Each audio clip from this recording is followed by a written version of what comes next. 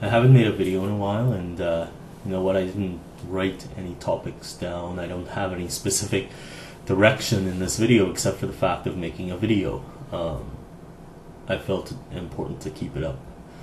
But I will say, I've noticed, I won't get too angry about this topic because, I'm sort of guilty of doing the same thing. But I will make example of something that Christopher Hitchens once said, and that was basically that he feels it necessary to have religion in light of atheism. And at first, I guess you could think, well, what the hell does that mean? I mean, you want religion to be around? Of course it is. I mean, the reality of the situation is religion is around. In fact, it's 80 to 90% of the population of the planet Earth in terms of humans. So there's a certain factual aspect to what he's saying. And really, atheism can't exist without God. Or the concept of God, anyway. So, I mean, really, you can't be fooling yourself by thinking, religion is going to just go away. It always will be around, at least for my lifetime, anyway. And I'm sure for the rest of a lot of other people's lifetimes, even if it's a very nominal way, in a nominal way, for a lot of people. So that is the reality of the situation, and it will always be criticized. I mean, a growing number of people are becoming irreligious to whatever degree, whether it be agnosticism or just being religious for religious sake as opposed to believing in God. So that's something that'll always be around, and atheism will always have to battle, always meaning the rest of my lifetime, will always have to battle these opinions on the existence of God, which he doesn't exist. It's a human concept. And I think a lot of people will agree with that. But that sort of thinking, I wanted to kind of transpose it to government as well. I think there's a lot of people that want government to exist the way that it does because they need something to criticize. They need to, it's sort of like the old boys club of criticizing a system that is largely antiquated. Without that antiquated system, they'd have nothing to complain about.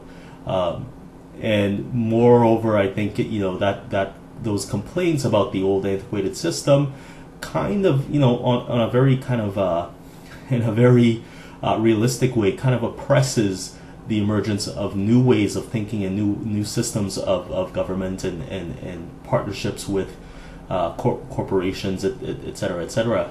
It's almost as if they'd much rather sit around complaining about government as it is, instead of welcoming with open arms new systems of government or new systems of public policy, et cetera, et cetera.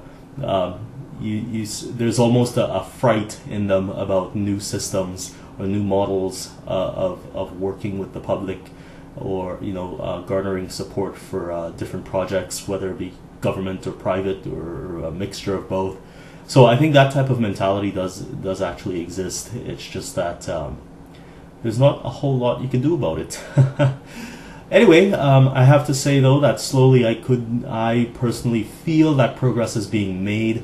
Maybe not fast enough, especially when it comes to issues like climate change, issues of housing, affordability,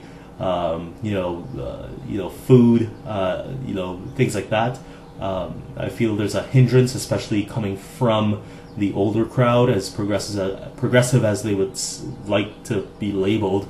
I feel a lot of the hindrances come from them, and the ones that are actually criticizing government as well. They tend to have this hindrance, this shutting down of new ideas in favor of criticizing old ones. But that's my video for today, and I will talk to you maybe tomorrow. I don't know. I'll see if I want to make another video. I have a whole bunch of projects coming up.